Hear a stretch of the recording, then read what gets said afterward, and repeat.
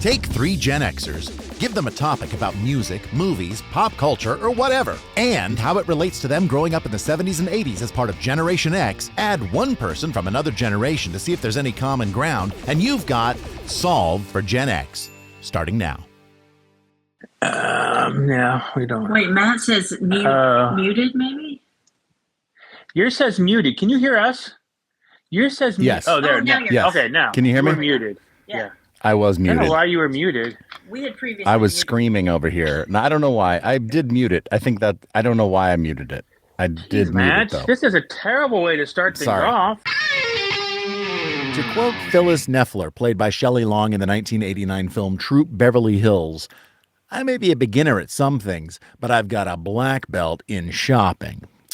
If you, like Phyllis, loved to shop, or more accurately, loved fashion when you were growing up, then this probably isn't the podcast for you, because today we are continuing talking about the reality that I was probably not a fashion icon. On this episode of Solve for Gen X. Solve for Gen X. It was the age of parachute pants. Skinny ties, neon headbands. We rode our bicycles helmet free. Or nicotine from a vending machine. Decades, pastimes, memories, and master song. Solve for Gen X. Solve for Gen X. Solve for Gen X. Solve for Gen X. Hi, I'm Matt Vogel. I'm Generation X 1970.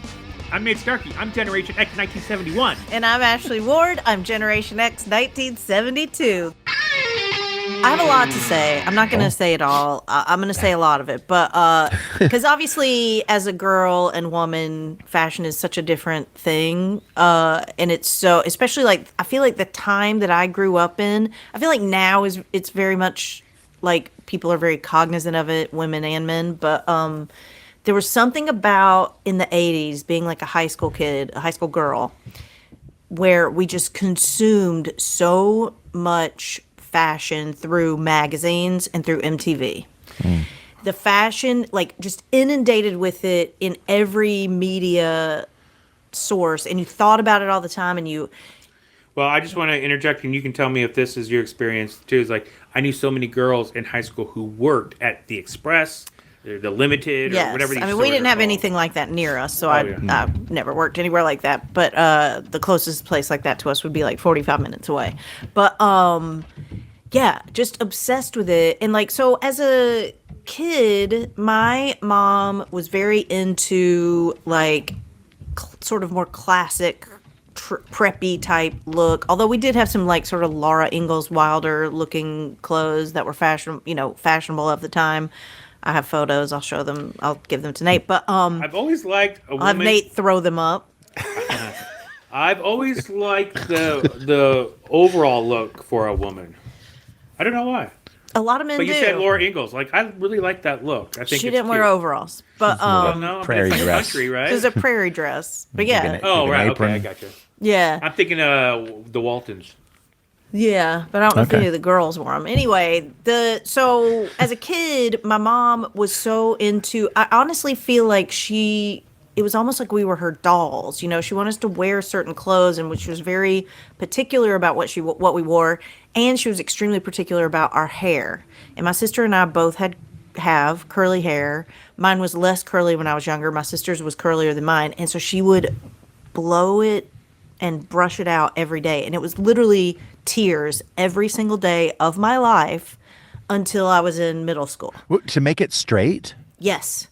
So like brushing it and like, because it would get in tangles, and she wouldn't do anything about it at night to prevent the tangles. So she wouldn't put it in braids, or she wouldn't put it in a ponytail or something. So it was just like in the night, it would just become a rat's nest. And then in the morning, it was just screaming, crying while she brushed it out. That It could was have been horrible. fun for her, and No. she is a full-on sadist. It was horrible. Horrible. Why in the world is that important to her for I your hair to be don't straight? know.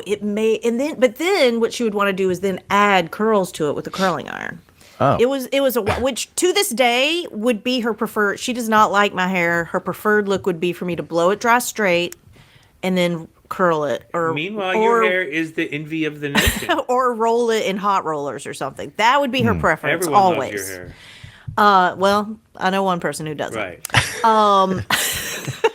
Actually, she did compliment my hair when I was home just recently. So, every now and again, she's into Maybe we it. change. So I don't think I had a haircut. Maybe I had a couple of haircuts, but really, like, very rarely got my hair cut. My mom would trim my hair mostly. I did at one point want the wings that everyone had. My hair does not do that. I mean, so I have you'll see the photos, truly the most horrifying, just like they're like the way like Farrah Fawcett's hair, like beautifully like feathered all the way. Mine was like straight, like sort of wavy / straight, depending on how much my mom has straightened it. And then sort of like two little chicken cutlets at the top. Until about sophomore year, I kept trying, like doing the thing where girls would spray their hair like this. And then you take a toothbrush to like tease it up so that it would literally be, I'm not exaggerating, this high. Stick up, yeah. And then would that get hair in your teeth? We wouldn't use your mouth toothbrush. You'd have a hair toothbrush. I mean, come on. So like and then I think after my sophomore year, I was just like, this isn't working for me. Why am I doing this? And then I just let my hair grow, and then my hair was super crazy long. Very like Sister Wives long. And it was nice. I mean, it was nice. It was wavy, and I would, it was nice hair. And my mom really liked that hair because it was mostly, because of the weight, it was mostly straight, but it had sort of wave, and it kind of at the end would curl a little. So that's hair, which was a whole like drama for me my whole life. I'll tell you the first time I remember having an extremely impassioned viewpoint about fashion. That was when I was in 5th grade. Whoa. I was still obsessed with the movie Grease, which at that point had been out for quite a while. So this is like 1982-ish. I desperately wanted leather pants in 5th grade as a 10-year-old. Was this Grease or was this Happy Days? Like it was Grease. Leather Tuscadere. It was Olivia Newton-John at the end of Grease. Oh yeah, when she's like, "I'm not this sweet girl. I'm a hoe." Yeah. And I was like, "I want to be hoe Olivia Newton-John." And I was like, "Mama, I really want these." And she's like, "I will never ever buy that for you, ever, ever, ever."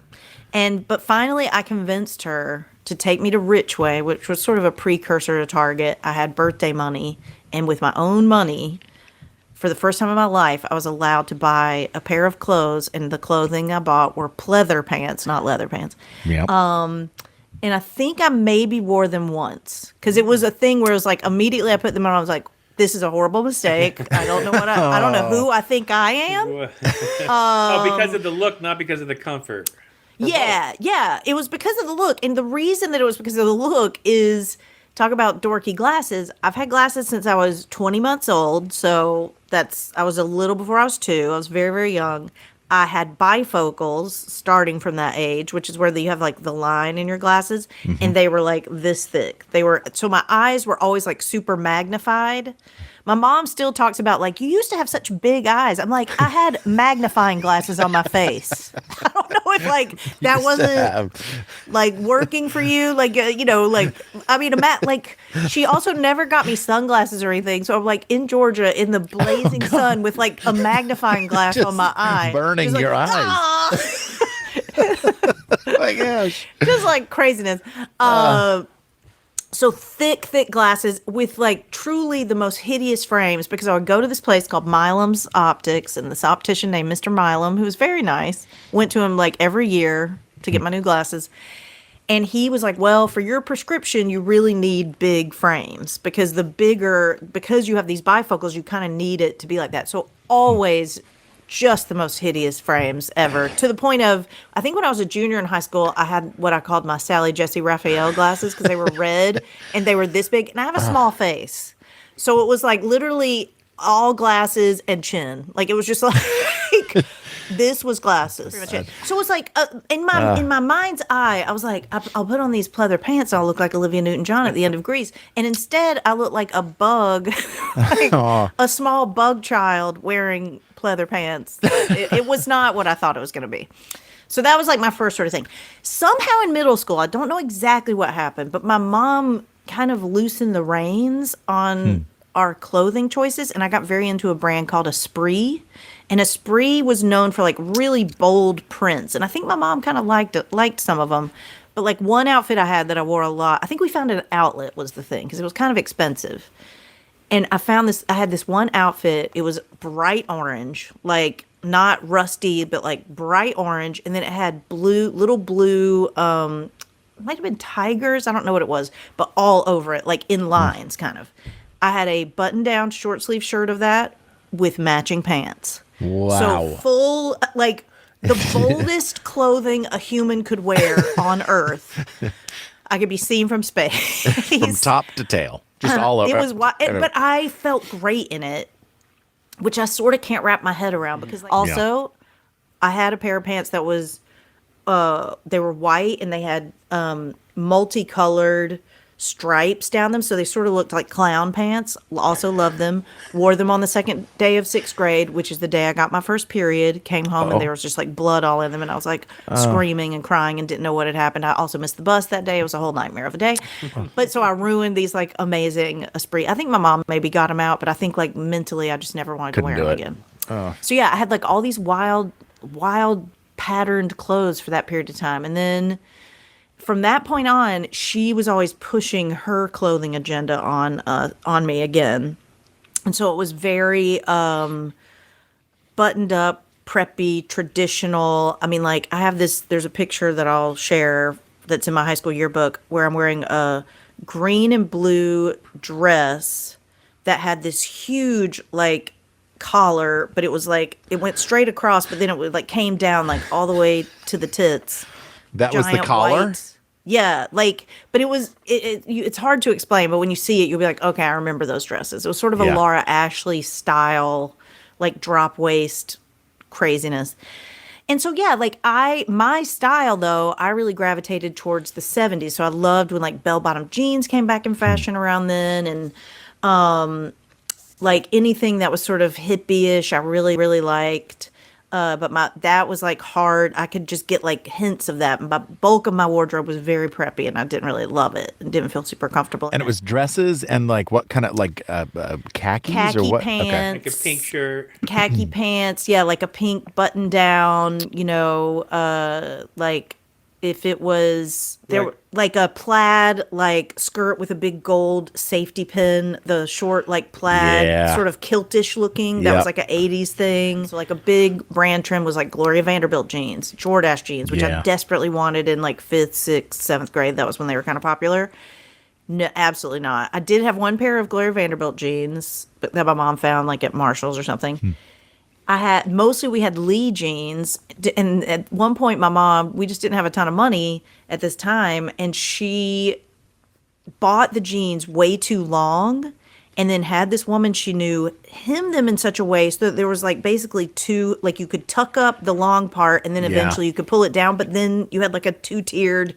It was horrible. Like so you could like as you grew, you could keep that same pair of jeans. But it looked super weird because it was like the initial hem, and then there was like the true hem that had happened with it was off. It was awful. You're reminding me of a lot, Ashley, that I forgot about. Oh yeah. But anyways, let me just real quick. No. Since we're talking about jeans. Yep. Matt, would you ever wear Lee or Wrangler? Or I mean, you talked about the tough skins. We were Levi's. Like Levi's. It was we were Levi's. We were not a Lee family. If you were a guy, it had to be Levi's. Yeah, we were not a Lee jeans. But also with the Levi's, the cuffed, the cuff, like tucking the cuff up.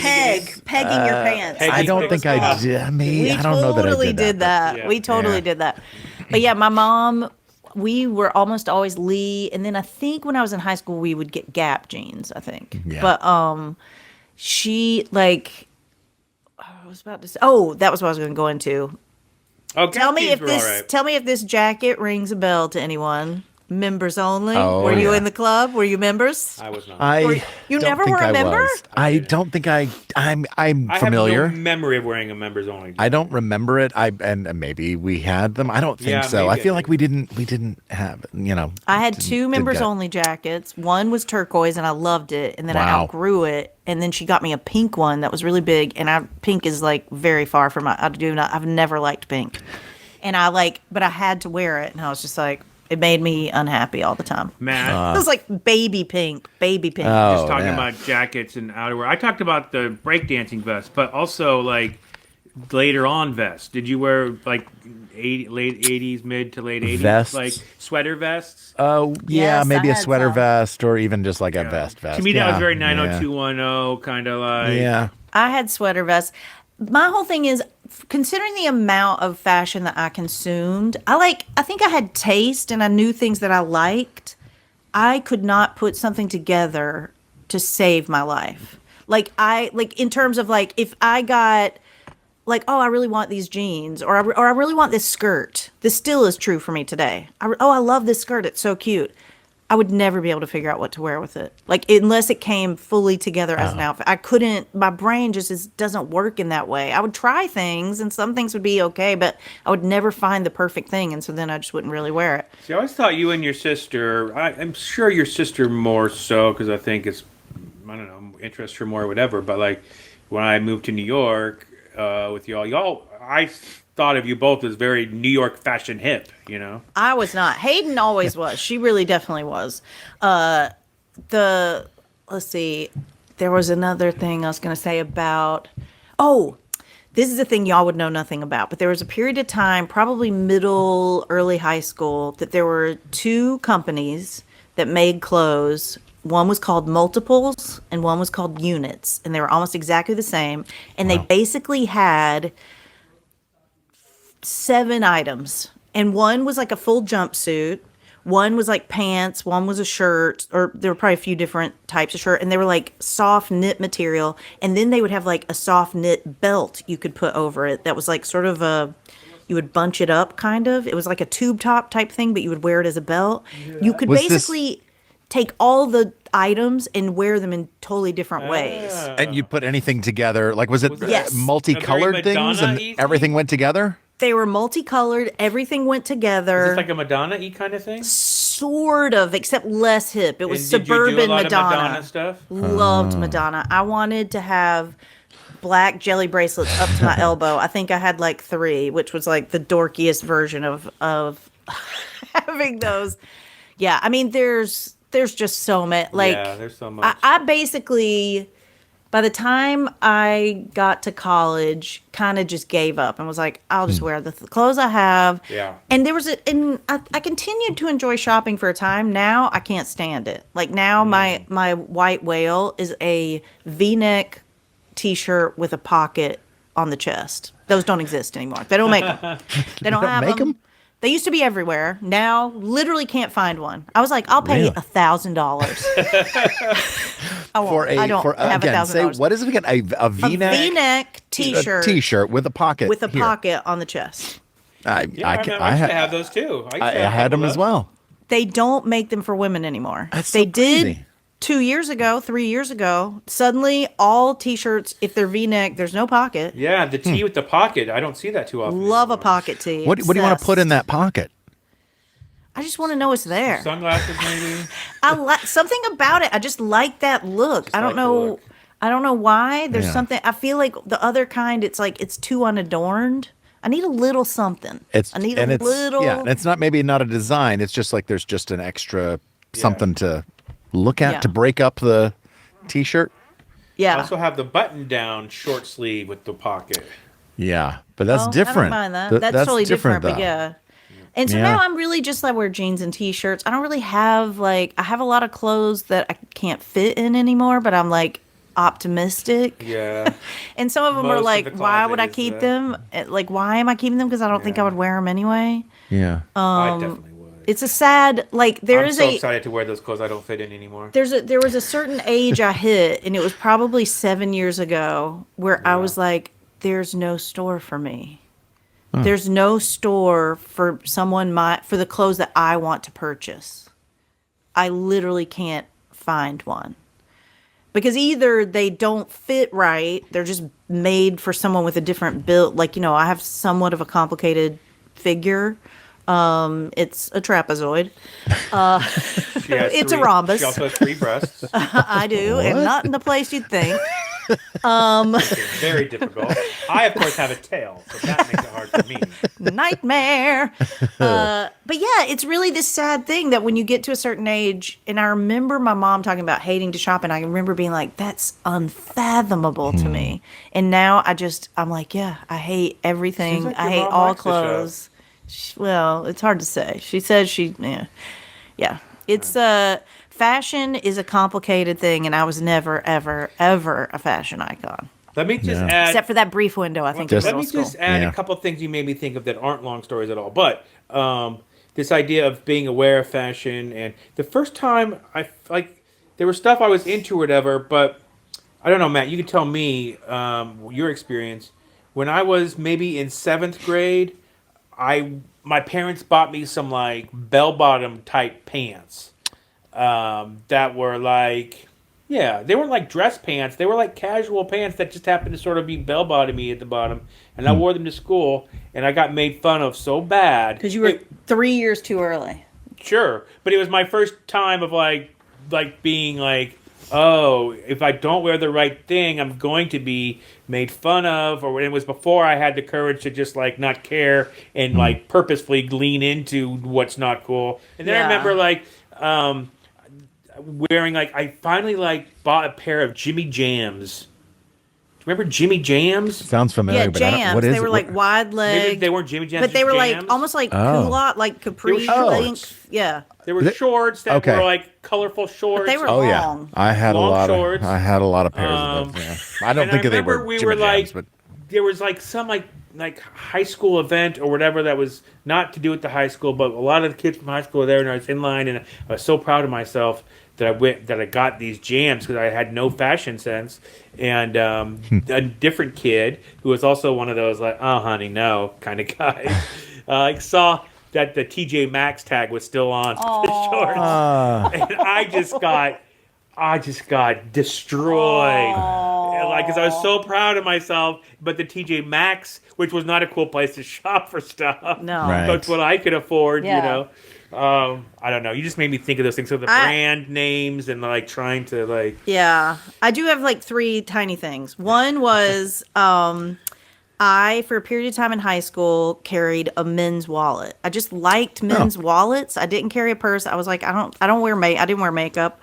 And I didn't want to have a purse, and so I carried a men's wallet in my back pocket. I just loved them. I thought they felt really nice, and so I carried a men's wallet. That was one thing. One thing was there was a period of time where it became really popular for girls to wear men's boxer shorts as shorts. I remember. okay. And I did that. I was obsessed with that. I was obsessed with men's boxer shorts. And the third thing is, when I was in 8th grade, I got what at the time was my most prized possession, which was a Gap denim jacket. Oh, This is the jacket. you've got it. And that green army jacket. Have you look had at that one this. for a long time too? No. Oh boy, that's old. That's still. And my mom ironed on a thing that says A Ward Oh, in look there. at that. Are you sure that's not a Tough Skins? Because it does. It's supposed to last for a long it's time. Gap. There's the G. Okay, it's time to ask somebody from another generation if they were a fashion icon or not when they were growing up. So I'm going to introduce them real quick, Ashley and Nate. He was born in 1998, which makes him a Generation Z. Z. I He didn't grew know up that. he grew up in Texas.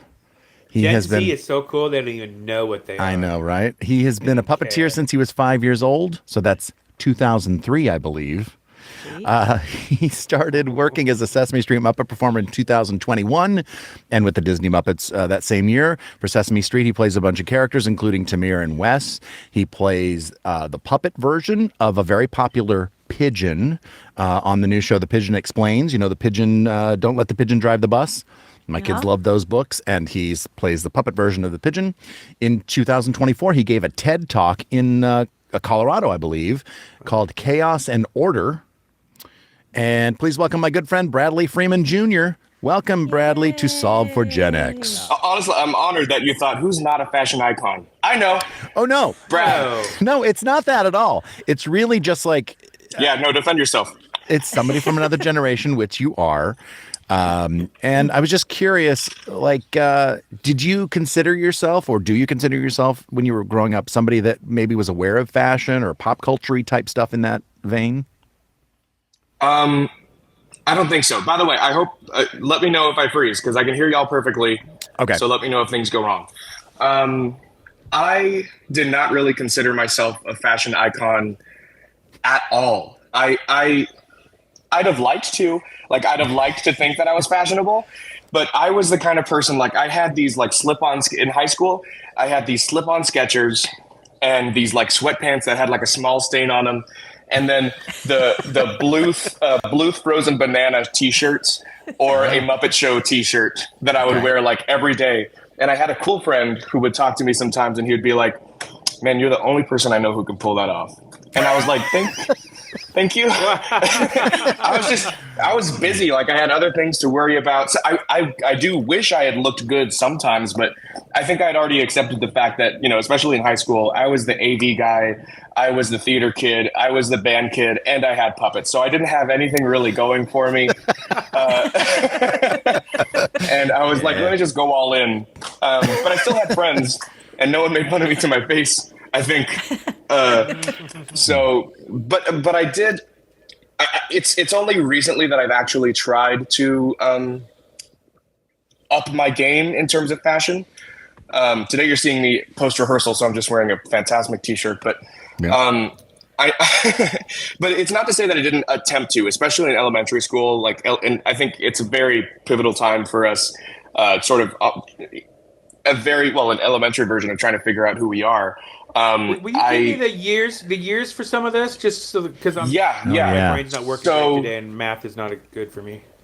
Born in '98, kinder in 2003. So I would say like third, fourth, fifth grade, I started looking at fashion, which would have put me at 2006, 7, 8, somewhere around there.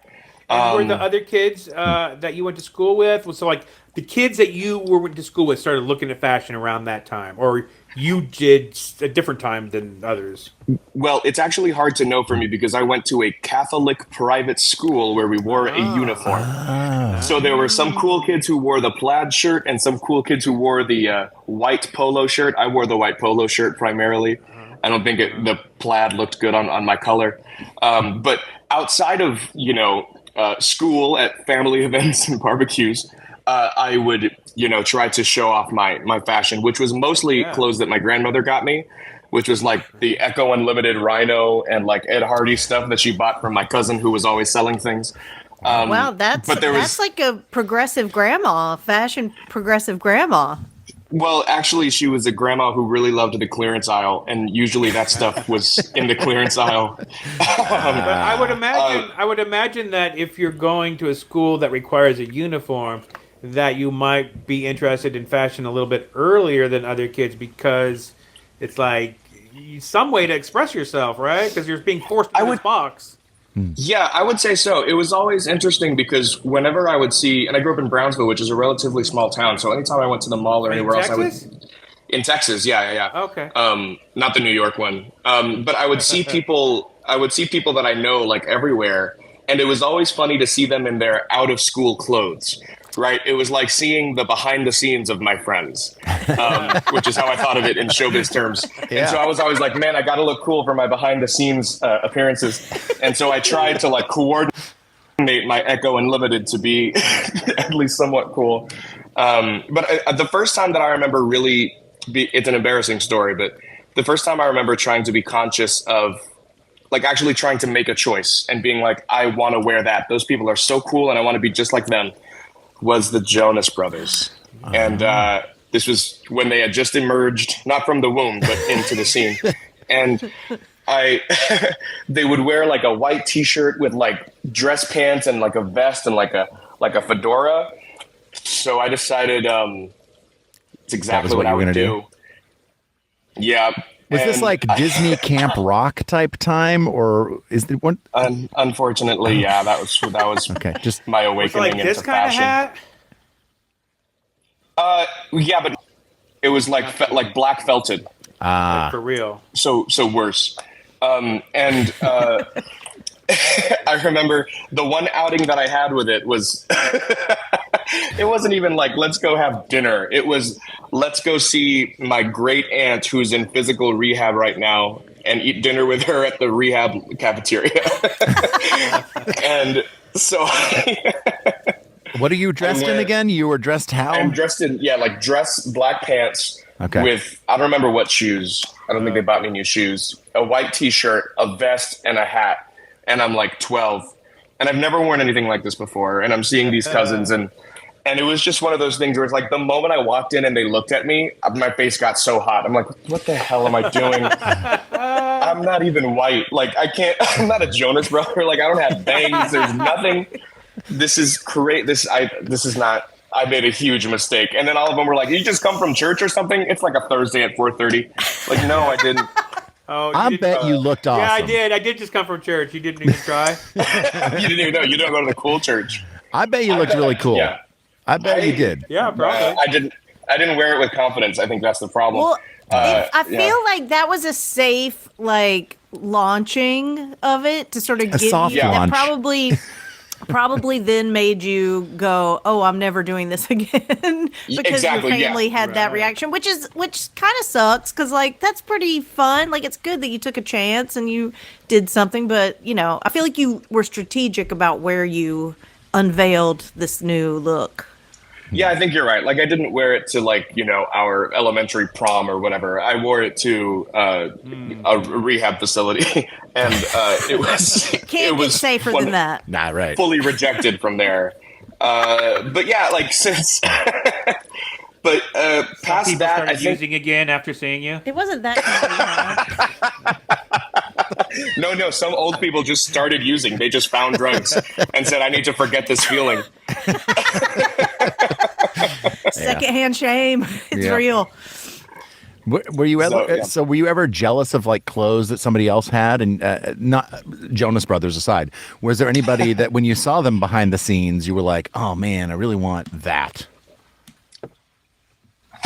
Honestly, not that I can think of. I was very much raised by TV, in at least from a cultural sense, right? Around me, especially Brownsville, it's a very interesting place because it's very, it's not, you can walk around the streets of New York and get an idea for what era it is, and in Brownsville, everyone's just kind of wearing very normal things, and it's there's nobody that you look at and you say wow, my 60-year-old uncle looks awesome in that, because he's wearing the same thing that the 20-year-old uncle's wearing, they're both in just a regular polo. So it was, I didn't have any real people that I looked at and was like, yes. Yeah. Here's another question for you. When we grew up in the 70s, everything was greens and browns and earth tones. And then in the 80s, it was neon and very bright colors. When you were growing up, was there some color palette that you can remember? Was there anything that what was the normal clothes that people were wearing? What did that look like? That's an interesting one. 'Cause so much of my memory, I think, has been tainted by the quality of the photo that was taken at the time, which is sort of, I feel like in the 70s too, you're probably right because you were there on what color the clothes were. But in my head, I thought, everything was just sepia in the 70s because that's how the pictures came out. So for me, there was a very specific look to the disposable camera pictures. So everything was extra saturated. But I think in real life, I mean, there was a lot of attempts at white, sort of navy blue. But again, I'm thinking of my elementary school, which was those colors and what the teachers were wearing. And so that's hard to say. That's really hard to say. But at least when I was older, when I was a little bit older, still elementary school, late elementary, there was brighter colors, sort of more oranges. I would see a lot of blues, just sort of regular out of a crayon box type colors. No specific tint to it. I remember specifically Ned's Declassified. I don't know if you've ever heard of that show, but it was a show that came out elementary, middle school. Yeah. And the main character, he would always wear like the 2-layer look, which I also thought was super cool. Of like, he would wear just like a plain t-shirt and then like the layer over it with like the plaid or design on it and stuff like that. I thought that was the coolest thing. I wish I could have worn that I still sometimes wish I could pull that off. But it was just like regular. I can. I just haven't done it yet, and I feel like I would look like I'm walking out of 2007 if I were to do that like out in public. So you're probably not old enough yet to like think about this, but there's a certain time in your life where you just sort of like whatever the fashion is, you just settle into that, right? Yeah. So even though fashion is changing around you, you're still kind of like, I mean, yeah, you're somewhat limited by what's available at stores and stuff, but what you're sort of comfortable in. I'm just now making the only. As of maybe 2 years ago, did I make the decision to be like, I'm gonna be very intentional about my fashion, and maybe I'll be stuck in this specific fashion that I'm in right now. But there are also, I have 2 points to this. One is when I try to think back to what people were wearing when I was growing up, I can only think of the uniforms and what the adults were wearing. And then I was thinking, it's useless to say what the adults were wearing because those adults are stuck in whatever era they favored the most, right? So I had some people who were dressed in their earth tones and some people who were dressed in like weird sort of 80s. They always had a little color on them, And then the second layer to that is my decision as of a couple years ago. And this is no offense to anybody in my role as a puppeteer, but I don't want somebody to look at me and be like, yeah, he's a puppeteer. Like, I don't want anybody. Like, I know it's what sort you of. mean. Yeah, exactly. And you have a face for radio kind of thing. Exactly. Yes. Like that guy hides from the camera and people at his own self. So I've been going like, especially if I'm going to be dressing nice, I try to really just up my game. We're lucky enough that we get to work with a really good amount of celebrities on set, and they're always wearing the coolest things. And so I look at that, I'm like, what could I pull off and also get at Marshall's? And usually I'll find some nice like middle ground and sort of up my game from there. And so only recently has my closet updated from Bloop's frozen banana t-shirts and stuff that's just really big, like fan service, to stuff that's a bit more intentional. And does this go with my skin tone? Does this go with that big, really expensive jacket that I wore? Because if it doesn't, then I'm probably not going to wear it as often as I would like to. Only recently. And I think today's fashion, well, here's another thing. I try to dress in a way that is not something that I will look back on in 20 years and be like, what were you thinking? Right? Like, I'm not going to do like the perm hair with like the big parachute pants or anything. Or there are some things. Is that, sorry, did I Nope. hit a chord? Nope. No, okay. not at all. Perfect. Pretty good. Matt had a whole thing about his entire family getting perms and him having parachute pants. Yeah. Matt, did you get a perm? Yeah. What you're saying is you are attempting not to dress for the podcast that you're on, but for the podcast you want to be on. I want to be on. Is that right? Precisely. That's actually right. That's kind of. Yes. Okay. Well, I said the thing about like you sort of settle into a fashion. I imagine that changes also if you graduate into a new strata of income as well, probably. You know, for sure. I've never done in my life. So, well, I would never call anything that I'm doing a strata of income that it has been graduated to. You were talking about the celebrities, and then like if you could afford to buy anything you want, you probably might experiment. Right, but also the fun fact about those celebrities is 90% of their wardrobes are free. That's right. Yeah, exactly. People pick that out for them, and it's picked out for them. But if those stylists can do the work for me, I'm not going to complain. That's not, that's I'm totally cool with that. But yeah, I think I am just now settling into a specific fashion, and we'll see if it's the one that I fall into. Maybe I go back to just t-shirts and cargo pants. Well, Bradley, thank you so much for joining us. I really appreciate you coming in and giving us the perspective. Yeah, of thanks. course. That's it. Wait, it's all. Where did we meet in the middle? What? We did it. Did we solve for Gen X? What was the middle? We're always trying to solve for Gen X, and I don't know that we'll ever be able to. Yeah. We can all agree that none of us were fashion icons, and I think we have the photos to prove it. Yeah. For sure. Sadly, yes. Yeah. Should we pick a thing for next time? Yeah. Okay, I'm going to pick it out of our little fanny pack. Bum bag. Okay, here's one. I don't know what it is. Okay, here it is. Oh, come and get it. Dinner time. Dinner time. Oh. Okay. Who cooked? What did you eat? What was that like? What'd you do for dinner? What was Love dinner? it. I don't know whose that is. It must be Ashley's. Yeah, is it Ashley's? I think it's Ashley's because you Okay. did What did we do before this one? we did that blank that I loved but kept secret until now. Yeah. Oh, and That I was did like- Dinner time. Solve for Gen X is mixed and edited by Nate Starkey. The theme song was written by Nate Starkey and Matt Vogel and performed by the Mighty Weeklings. Our podcast art was created by Dave Hulteen at davehulteendesign.com. You can find Solve for Gen X wherever you listen to podcasts. And it's also available to watch on YouTube. Just search Solve for Gen X. If you're so inclined, please rate and review our show. It really helps our visibility. Or whatever. Whatever. Solve for Gen X is a Welcome Matt and Married Nate and Ashley production. If they